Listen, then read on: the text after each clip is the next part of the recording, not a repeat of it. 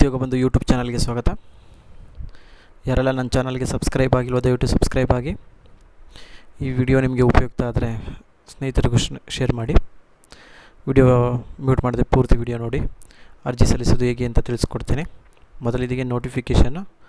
ಪ್ರಧಾನ ಜಿಲ್ಲಾ ಮತ್ತು ಸತ್ರ ನ್ಯಾಯಾಧೀಶರ ಕಚೇರಿ ಮಂಡ್ಯ, ಇಲ್ಲಿ ಜವಾನ ಹುದ್ದೆಗಳನ್ನು 41 ಹುದ್ದೆಗಳನ್ನು ಕರೆಯಲಾಗಿದೆ. ಪ್ರಾರಂಭದ ದಿನಾಂಕ ಬಂದು 3/5/2024 ಆಗಿರುತ್ತೆ. ಕೊನೆಯ ದಿನಾಂಕ 3/6/2024. ಆನ್ಲೈನ್ ಮುಖಾಂತರ ಅರ್ಜಿ ಸಲ್ಲಿಸಬೇಕು. ವೆಬ್ಸೈಟ್ ಬಂದು https://mandya.dcourts.gov.in. ಅದನ್ನು ಹೇಗೆ ಓಪನ್ ಮಾಡಬೇಕು ಅಂತ ತಿಳಿಸ್ಕೊಡ್ತೀನಿ ನಾನು. 3/6/2024 12 ಗಂಟೆವರೆಗೂ ಸಮಯ ಇರುತ್ತದೆ. ಆಮೇಲೆ ಆನ್ಲೈನ್ ಪೇಮೆಂಟ್ ಮಾಡಬೇಕಾಗತ್ತೆ. ಆನ್ಲೈನ್ ಪೇಮೆಂಟ್ಗೆ ಒಂದು ದಿನ ಅವಕಾಶ ಎಕ್ಸ್ಟ್ರಾ ಕೊಟ್ಟಿದ್ದಾರೆ. 4/6/2024 ರಾತ್ರಿ 12 ಗಂಟೆವರೆಗೂ ಅವಕಾಶ ಇರುತ್ತೆ. ಯಾರೆಲ್ಲ ಅರ್ಜಿ ಸಲ್ಲಿಸಬೇಕು ಅಂತಿದ್ದೀರೋ ಡಾಕ್ಯುಮೆಂಟ್ಸ್ ಏನೇನು ಬೇಕು ಅಂತಲೂ ತಿಳಿಸ್ಕೊಡ್ತೀನಿ. ಬೇಸಿಕ್ ಸ್ಕೇಲ್ ಬಂದು 17,000 ಆಗಿರುತ್ತೆ. 41 ಹುದ್ದೆಗಳಾಗಿರ್ತದೆ. ಎಲ್ಲ ಕ್ಯಾಟಗರಿಗೆ ಸೇರಿ 41 ಹುದ್ದೆಗಳಿದೆ. ಫಿಸಿಕಲ್ ಹ್ಯಾಂಡಿಕ್ಯಾಪ್ಗೂ ಇದೆ. ಮಹಿಳೆ ಮತ್ತು ಗ್ರಾಮೀಣ ಅಭ್ಯರ್ಥಿ, ಕನ್ನಡ ಗ್ರಾಮೀಣ ಎಲ್ಲರಿಗೂ ಇರುತ್ತೆ. ಶೈಕ್ಷಣಿಕ ಅರ್ಹತೆ ವಿದ್ಯಾರ್ಥಿ ಏನಪ್ಪ ಬೇಕು ಅಂದರೆ SLC ಆಗಿರ್ಬೇಕು, ಇಲ್ಲಾಂದರೆ ಅದಕ್ಕೆ ತತ್ಸಮಾನ ವಿದ್ಯಾರ್ಥಿ ಯಾವ್ದಾರು ಆಗಿರ್ಬೋದು. ಕನ್ನಡ ಭಾಷೆಯನ್ನು ಓದೋಕ್ಕೆ ಮತ್ತು ಬರೆಯೋಕ್ಕೆ ಬರಬೇಕಾಗತ್ತೆ. CBSE ಮತ್ತು ICSE ಸಿಲೆಬಸ್ಸಿಂದ 10th ಪಾಸ್ ಮಾಡಿರೋರು ಕೂಡ ಅಟೆಂಡ್ ಮಾಡ್ಬೋದು. ಮತ್ತು ರಾಜ್ಯ ಸರ್ಕಾರದಿಂದ ಪರೀಕ್ಷಾ ಮಂಡಳಿ ನಡೆಸುವ ಕ್ಲಾಸ್ 10 ಪರೀಕ್ಷೆ ಕೂಡ, ಆಮೇಲೆ NIOS ಕಡೆಯಿಂದ ನಡೆಸುವಂಥ ಪರೀಕ್ಷೆ, ಆಮೇಲೆ KOS ಕಡೆಯಿಂದ ನಡೆಸುವಂಥ ಪರೀಕ್ಷೆಯಲ್ಲಿ ಪಾಸಾಗಿರೋರು ಕೂಡ ಈ ಅರ್ಜಿಗೆ ಅಲ್ಲಿ ಸಲ್ಲಿಸಬಹುದು. ಆಯ್ಕೆ ವಿಧಾನ ಹೇಗಪ್ಪ ಅಂದರೆ ಕರ್ನಾಟಕ ಅಧೀನ ನ್ಯಾಯಾಲಯಗಳ ನೇಮಕಾತಿ ತಿದ್ದುಪಡಿ ನಿಯಮಗಳು 2021 ಅನ್ವಯ ನಡೆಸಲಾಗುತ್ತದೆ. 10ನೇ ತರಗತಿಯಲ್ಲಿ ನೀವೇನು ಗರಿಷ್ಠ ಅಂಕ ಗಳಿಸಿರ್ತೀರೋ ಅದರಲ್ಲಿ ಆಧಾರದ ಮೇಲೆ 10 ಅಭ್ಯರ್ಥಿಗಳನ್ನು ಮಾತ್ರ ಸಂದರ್ಶನಕ್ಕೆ ಕರೆಯಲಾಗುತ್ತೆ. ವಯೋಮಿತಿ ಬಂದು 18 ವರ್ಷ ಕನಿಷ್ಠ. ಸಾಮಾನ್ಯ ವರ್ಗಕ್ಕೆ 35, 2A 2B 3A 3Bಗೆ 38 ವರ್ಷ. ಪರಿಶಿಷ್ಟ ಜಾತಿ ಮತ್ತು ಪರಿಶಿಷ್ಟ ಪಂಗಡ ಪ್ರವರ್ಗದವರಿಗೆ 40 ವರ್ಷ ಅವಕಾಶವಿರುತ್ತದೆ. ಆಮೇಲೆ ಫೀಸ್ ಏನಪ್ಪ ಇದೆ, ಸಾಮಾನ್ಯ ವರ್ಗದವರಿಗೆ 300 ರೂಪಾಯಿ, category 2A 2B 3A 3B ಮತ್ತು ಸೇರಿದವರಿಗೆ 150 ರೂಪಾಯಿ ಇರುತ್ತೆ. ಪರಿಶಿಷ್ಟ ಜಾತಿ ಪಂಗಡ ಮತ್ತು ಕ್ಯಾಟಗರಿ 1 ಮತ್ತು ಅಂಗವಿಕಲರಿಗೆ ಯಾವುದೇ ಶುಲ್ಕವಿರೋದಿಲ್ಲ, ವಿನಾಯಿತಿ ಇರುತ್ತದೆ. ಆನ್ಲೈನ್ ಮುಖಾಂತರನೇ ಅರ್ಜಿ ಸಲ್ಲಿಸಬೇಕಾಗತ್ತೆ. ಯಾವುದೇ ರೀತಿ ಆಫ್ಲೈನ್ ಅಪ್ಲಿಕೇಶನ್ ಎಕ್ಸೆಪ್ಟ್ ಮಾಡೋದಿಲ್ಲ. ಆಮೇಲೆ ಫೋಟೋ ಮತ್ತು ಸಿಗ್ನೇಚರ್ ಬೇಕಾಗುತ್ತೆ. ಇದಕ್ಕೆ ಸ್ಕ್ಯಾನ್ ಮಾಡಿ ಅಪ್ಲೋಡ್ ಮಾಡಬೇಕಾಗುತ್ತೆ. 50 KB ಕಡಿಮೆ ಇರಬೇಕಾಗುತ್ತೆ. ಅದಕ್ಕಿಂತ ಹೆಚ್ಚಿದ್ರೆ ಅದು ತೊಗೊಳೋದಿಲ್ಲ, ಅಪ್ಲೋಡ್ ಮಾಡೋದಿಲ್ಲ. JPG ಫಾರ್ಮೇಟ್ ಆಗಬೇಕಾಗತ್ತೆ. ಆಮೇಲೆ ಸಂದರ್ಶನಕ್ಕೆ ಅಕಸ್ಮಾತ್ ಹಾಜರಾಗುವವರು ಗುರುತಿನ ಚೀಟಿಯಾದ ಆಧಾರ್ ಆಗಲಿ, ಚಲನ ಪರವಾನಗಿ, ಪಾನ್ ಕಾರ್ಡ್ ಇಲ್ಲ ಪಾಸ್ಪೋರ್ಟ್ ಇಲ್ಲ ವೋಟರ್ ID ತೊಗೊಂಡೋಗ್ಬೇಕಾಗತ್ತೆ. ಕಂಪಲ್ಸರಿ ಒರಿಜಿನಲ್ಲೇ ಸಬ್ಮಿಟ್ ಮಾಡಬೇಕಾಗತ್ತೆ. ಈ ಥರ ಅಂದರೆ ಆನ್ಲೈನ್ ಮೂಲಕ ನೀವು ಅರ್ಜಿ ಸಲ್ಲಿಸಿರ್ತೀರ, ಅದರ ಪ್ರತಿಯನ್ನು ಕೂಡ ಹುಷಾರಾಗಿ ಮಾಡಿಕೊಂಡು ಆ ಪ್ರತಿಯನ್ನು ಸಬ್ಮಿಟ್ ಮಾಡಬೇಕು. ಮತ್ತು ಶುಲ್ಕ ಪಾವತಿ ರಸೀದಿ ಇರುತ್ತಲ್ಲ ಅದನ್ನು ಕೂಡ ಜನನ ಪ್ರಮಾಣ ದೃಢೀಕರಣಕ್ಕಾಗಿ SLC ಅಥವಾ ಜನನ ಪ್ರಮಾಣ ಪತ್ರನ ಕೊಡಬೇಕಾಗತ್ತೆ. ಅರ್ಜಿ ಸಲ್ಲಿಸಲು ಏನೆಲ್ಲ ದಾಖಲೆ ಬೇಕು ಅಂದರೆ SLC ಮಾರ್ಕ್ಸ್ ಕಾರ್ಡ್ ಬೇಕಾಗುತ್ತೆ, photo, signature, caste certificate, Kannada ಗ್ರಾಮೀಣ ಸರ್ಟಿಫಿಕೇಟ್ ಇದ್ದರೆ ಕನ್ನಡ ಗ್ರಾಮೀಣ certificate, caste certificate, RD number entry ಮಾಡಬೇಕಾಗತ್ತೆ.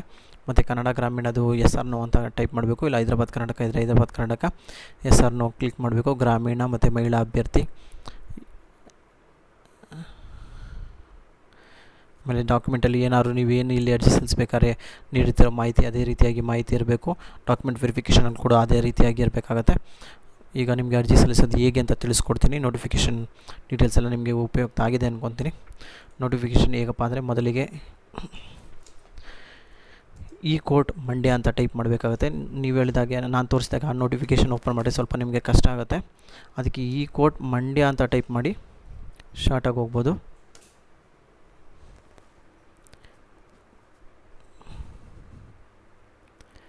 ಕೋರ್ಟ್ ಮಂಡ್ಯ ಅಂತ ಟೈಪ್ ಮಾಡಬೇಕು.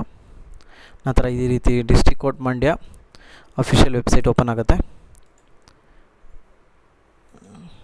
ಇದ್ರ ಮೇಲೆ ಕ್ಲಿಕ್ ಮಾಡಿದ್ರೆ ಈ ರೀತಿಯಾಗಿ ವೆಬ್ಸೈಟ್ ಓಪನ್ ಆಗುತ್ತೆ. ವೆಬ್ಸೈಟ್ ಓಪನ್ ಆಗಿದ ನಂತರ ಇಲ್ಲಿ ಆನ್ಲೈನ್ ರಿಕ್ರೂಟ್ಮೆಂಟ್ ಅಂತ ಇದೆ ನೋಡಿ. ಇಲ್ಲಿ ರಿಕ್ರೂಟ್ಮೆಂಟ್ ಇದೆಯಲ್ಲ, ಇದ್ರ ಮೇಲೆ ಕ್ಲಿಕ್ ಮಾಡಿದ್ರೆ ನಿಮಗೆ ನೋಟಿಫಿಕೇಷನ್ ಡೀಟೇಲ್ಸ್ ಸಿಗುತ್ತೆ. ಅದೇ ಡೈರೆಕ್ಟಾಗಿ ನೀವು ಆನ್ಲೈನ್ ರಿಕ್ರೂಟ್ಮೆಂಟ್ ಅಂತ ಕ್ಲಿಕ್ ಮಾಡಿದ್ರೆ ಇದ್ರ ಮೇಲೆ ಕ್ಲಿಕ್ ಮಾಡಿದ್ರೆ ಈ ರೀತಿಯಾಗಿ ವೆಬ್ಸೈಟ್ ಓಪನ್ ಆಗಿ ಇಲ್ಲಿ click here to apply online ಅಂತ ಇರುತ್ತೆ. ಇದ್ರ ಮೇಲೆ ಕ್ಲಿಕ್ ಮಾಡಿದ್ರೆ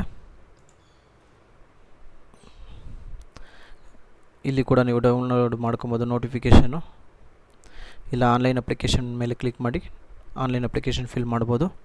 ಡಾಕ್ಯುಮೆಂಟ್ ಸೈಜಸ್ ಎಲ್ಲ ಇದೆ. ಆಮೇಲೆ ಲಾಸ್ಟಲ್ಲಿ ಅಪ್ಲಿಕೇಶನ್ ಸಬ್ಮಿಟ್ ಮಾಡಾದ್ಮೇಲೆ ಮೇಕ್ ಪೇಮೆಂಟ್ ಅಂತ ಇದೆಯಲ್ಲ, ಅಪ್ಲಿಕೇಶನ್ ಮಾಡಿದವರು ಯಾರ್ಯಾರು ಫೀಸ್ ಕಟ್ಟಬೇಕು ಅವರು ಕಂಪಲ್ಸರಿ ಮೇಕ್ ಪೇಮೆಂಟ್ ಮೇಲೆ ಕ್ಲಿಕ್ ಮಾಡಿ ಪೇಮೆಂಟ್ ಮಾಡಬೇಕಾಗತ್ತೆ. ಆಮೇಲೆ ಅರ್ಜಿ ತಕ್ಷಣ ತೊಗೊಂಡಿಲ್ಲ ಅಂದರೆ ರೀಪ್ರಿಂಟ್ ಆಪ್ಷನ್ ಕೂಡ ಇರುತ್ತೆ, ಅದನ್ನು ಕೂಡ ತೊಗೊಬೋದಾಗಿರುತ್ತೆ. ಮೊದಲಿಗೆ ಆನ್ಲೈನ್ ಅಪ್ಲಿಕೇಶನ್ ಮೇಲೆ ಕ್ಲಿಕ್ ಮಾಡಿದ್ರೆ ಈ ರೀತಿ ವೆಬ್ಸೈಟ್ ಓಪನ್ ಆಗುತ್ತೆ. ನಂತರ ಇಲ್ಲಿ ಟಿಕ್ ಮಾರ್ಕ್ ಕ್ಲಿಕ್ ಮಾಡಿ ಅಪ್ಲೈ ಅಂತ ಕ್ಲಿಕ್ ಮಾಡಿ. ಇಲ್ಲಿ P1 ಪೋಸ್ಟ್ ಅಂತ ಇದೆ. ನಿಮ್ಮ ಅಪ್ಲಿಕೇಶನ್ ನಿಮ್ಮ SSLC ಮಾರ್ಕ್ಸ್ ಕಾರ್ಡಲ್ಲಿ ಹೇಗಿರುತ್ತೋ ಹಾಗೆ ಹೆಸರನ್ನು ಟೈಪ್ ಮಾಡಿ. ಇಲ್ಲಿ ಫಾದರ್ ಆಗಲಿ ಮದರ್ ಆಗಲಿ ಇಬ್ಬರಲ್ಲಿ ಯಾರಾದರೂ ಒಬ್ಬರು ಹೆಸರು ಹಾಕಬೇಕಾಗತ್ತೆ. Male female, date of birth ಹಾಕಿದ ತಕ್ಷಣ ನಿಮ್ಮ ಏಜ್ ಬರುತ್ತೆ. ಇಲ್ಲಿ ವೆಯ್ಟ್ ಮಾಡಬೇಕು, ಸರ್ವರ್ ಏನಾದ್ರು ಸ್ಲೋ ಇದ್ದರೆ ಇಲ್ಲಿ ಬರೋದಿಲ್ಲ. ಬದ ನಂತರ ಇಲ್ಲಿ ಕ್ಯಾಟಗರಿ ಯಾವ ಕ್ಯಾಟಗರಿ ಬರುತ್ತೋ ಆ ಕ್ಯಾಟಗರಿ ಹಾಕಬೇಕು. ಸರ್ಟಿಫಿಕೇಟ್ ನಂಬರ್ ಎಂಟ್ರಿ ಮಾಡಬೇಕು, RD ಅಂತ ಇರುತ್ತೆ ನೋಡಿ, ಆ ನಂಬರ್ ಎಂಟ್ರಿ ಮಾಡಬೇಕು. ಮತ್ತು ಡೇಟ್ ಆಫ್ ಸರ್ಟಿಫಿಕೇಟ್ ಪ್ರಿಂಟ್ ಆಗಿರೋ ಡೇಟು, ನಿಮ್ಮದು ಕ್ಯಾಸ್ಟ್ ಸರ್ಟಿಫಿಕೇಟ್ ಯಾವತ್ತು ಮಾಡಿಸಿರ್ತೀರೋ ಅದ್ರ ಪ್ರಿಂಟಾಗಿ ಬಂದಿರುತ್ತೆ, ಅದರ ಸರ್ಟಿಫಿಕೇಟ್ ನಂಬರ್ನ ಎಂಟ್ರಿ ಮಾಡಬೇಕು. ಆಮೇಲೆ ರೂರಲ್ ಇದ್ದರೆ ರೂರಲ್ಲು, ಕನ್ನಡ ಇದ್ದರೆ ಕನ್ನಡ, ಅದರದ ಡೇಟ್ ಇರುತ್ತೆ ನೋಡಿ. ಅಲ್ಲಿ ಗೆಜೆಟೆಡ್ ಸೈನ್ ಮಾಡಿರ್ತಾರಲ್ಲ ಅದರದ್ದಾಗಲಿ, ಇಲ್ಲ ನಿಮ್ಮ ಪ್ರಿನ್ಸಿಪಲ್ ಸೈನ್ ಮಾಡಿರ್ತಾರಲ್ಲ ಅದರದ್ದಾಗಲಿ ಯಾವುದನ್ನು ಹಾಕ್ಬೋದು. ಗೆಜೆಟೆಡ್ ಹಾಕಿಲ್ಲ ಅಂದರೆ ಪ್ರಿನ್ಸಿಪಲ್ ಹಾಕಬೇಕು, ಇಲ್ಲ ಪ್ರಿನ್ಸಿಪಲ್ ಗೆಜೆಟೆಡ್ ಆಗಿದ್ದರೆ ಗೆಜೆಟೆಡ್ದು ಸೈನ್ ಹಾಕಬೇಕಾಗುತ್ತೆ.